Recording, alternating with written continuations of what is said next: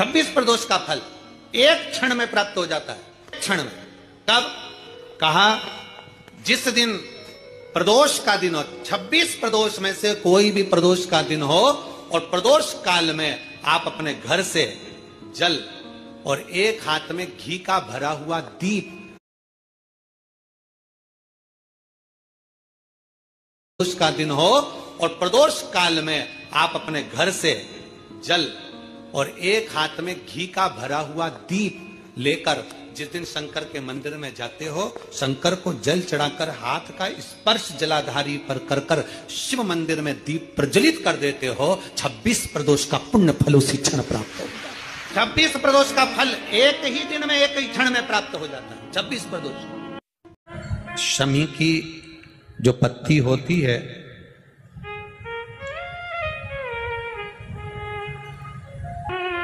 शमी की जो पत्ती होती है,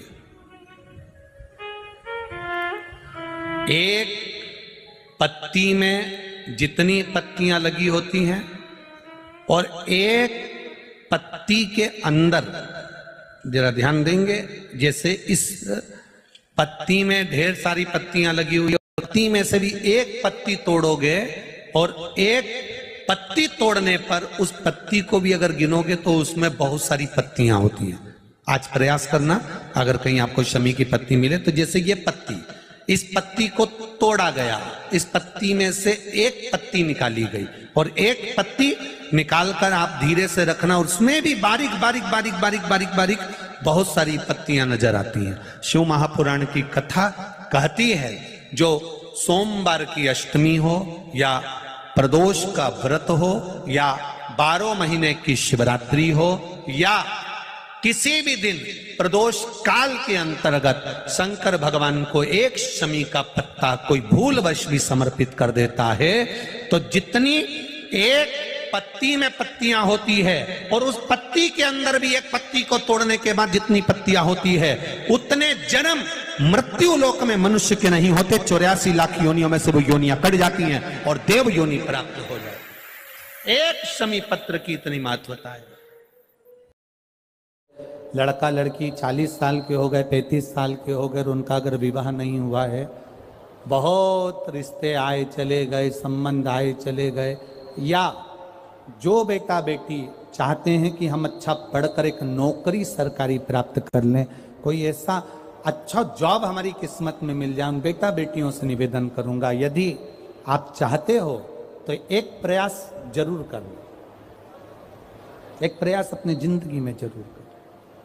शिवलिंग समझ लेना जरा अच्छे से, शिवलिंग, जलाधारी,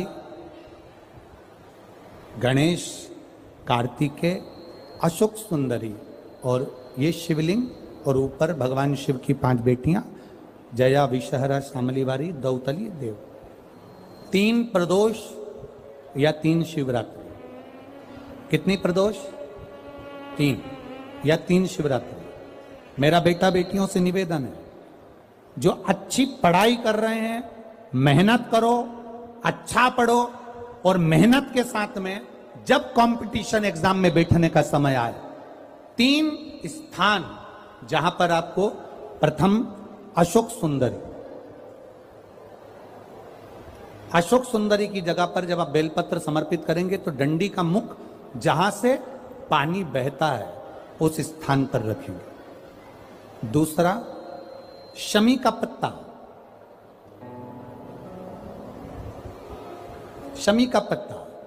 दूसरा, शमी के पत्र को देवादिदेव महादेव पर जब आप समर्पित करेंगे तो उसका डंडी का मुख भी जहां से जल बहता है उस ओर रखेंगे। और तीसरे नंबर पर है आंख का पुष्प। एक पुष्प होता है आंख का सफेद और एक पुष्प होता है हल्का सा नीला। करें दर्शन आप लोगों ने? जम के तो बोलो जरा, करें ना? एक सफेद होता है, एक हल्का सा नीला होता है। सफेद आंख का जो पुष्प होता है वो केवल देवादिदेव महादेव का एक स्वरूप होता है, और हल्का सा जिसमें गुलाबीपन, नीलापन होता है वो शिव, पार्वती, गणेश, कार्तिकेय, अशोक सुंदरी, जया, विषहरा, सामरीवारी, दौतली, देव और शिव जी के जितने गण हैं उन सबका प्रतीक होता है। तो तीसरे नंबर का जो आंख का गुलाबी कलर या हल्का नीला सा जो पुष्प होता है, उस 5 पुष्प का गुच्छ मां जगत जननी का जो स्थान है जलाधारी, जहां अगर आप इधर बैठे हो तो उसकी विपरीत दिशा, इधर बैठे हो तो उसकी विपरीत दिशा, इधर बैठे हो तो उसकी विपरीत दिशा, विपरीत दिशा में उस पुष्प को समर्पित करना है।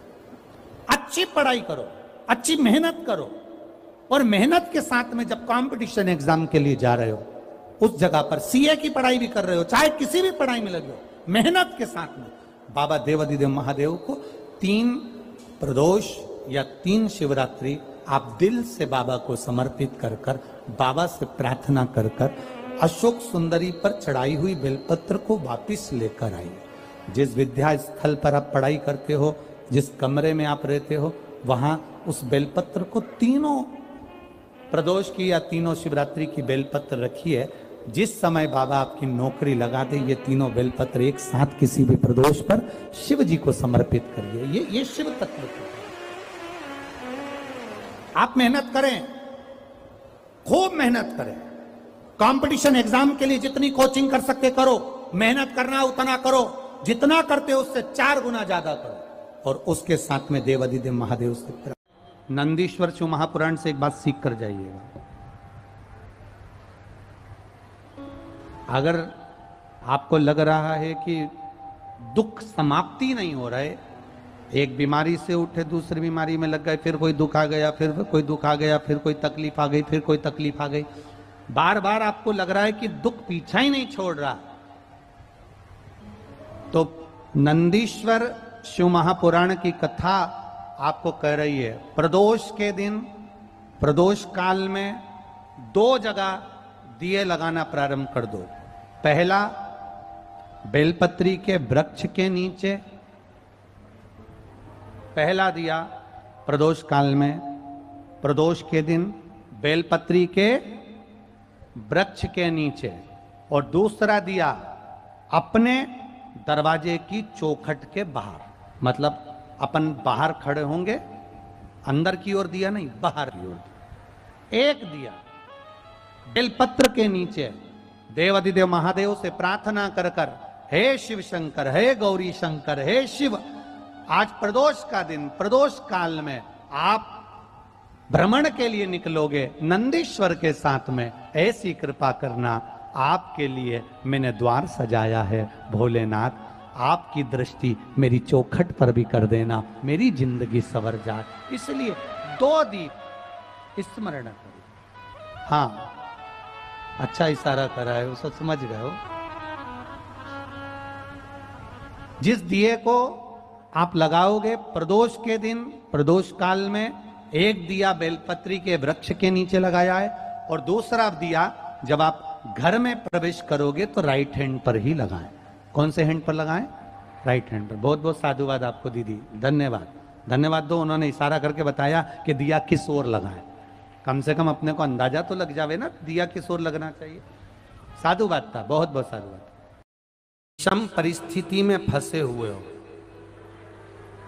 और ऐसा लग रहा है कि हम बहुत बड़ी समस्या में उलझे हुए हैं और इससे निकल नहीं रहे, या बहुत बड़ा काम है हमारा, हो नहीं रहा, चाहे प्रशासनिक हो चाहे अन्य कोई चीज का हो, कुछ मत करना। एकांत के शिव मंदिर में जाइए। अगर एकांत का शिव मंदिर भी नहीं मिले तो एकांत में कहीं छोटा सा मिट्टी का शिवलिंग का निर्माण करिए, पार्थिव शिवलिंग का निर्माण करिए, पर करना एकांत में, घर के बाहर किसी एकांत में शिवलिंग का निर्माण कर लो। या तो एकांतेश्वर महादेव पर चले जाओ, कोई एकांत में शिव मंदिर हो वहां, या कहीं एक पार्थिव शिवलिंग का निर्माण कर लो, छोटा सा। एक बेलपत्र, बहुत ध्यान से सुनना, एकांतेश्वर महादेव का ये वृत्तांत। जब किसी विषम परिस्थिति में उलझे हुए हो, बहुत बड़ी समस्या सामने आकर खड़ी हो गई है, सबके हाथ जोड़ लिए, सबसे निवेदन कर लिया कि हमारा ये काम कर दो, नहीं हो रहा, सब दूर से मेहनत कर ली है, परिश्रम कर लिया है, परिश्रम तब भी जारी रखना। एक बेलपत्र, एक चावल का दाना, एक सफेद पुष्प, एक शमी का पत्ता, एक छोटी सी दुर्वा। दुर्वा जानते हो सब लोग, जो जमीन पे दूब लगी रहती है, दुर्वा, दुर्वा, एक दुर्वा।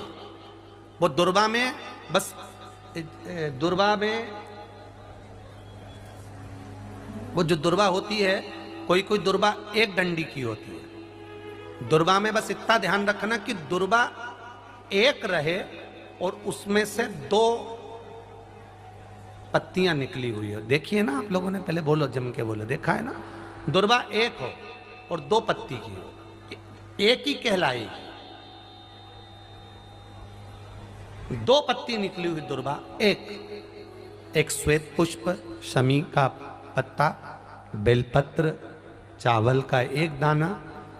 एकांत में कोई शिव मंदिर हो, अगर मंदिर ना हो तो एक छोटा सा पार्थिव शिवलिंग का निर्माण किसी पेड़ के नीचे एकांत में जाकर पूजन कर कर, आराधना कर कर, घी का दीप लगाकर एक एक सामग्री शिव जी पर अपने मन की कामना कर कर समर्पित करना प्रारंभ कर दीजिए। शुरुआत दुर्वा से करना। दुर्वा के बाद में श्वेत पुष्प,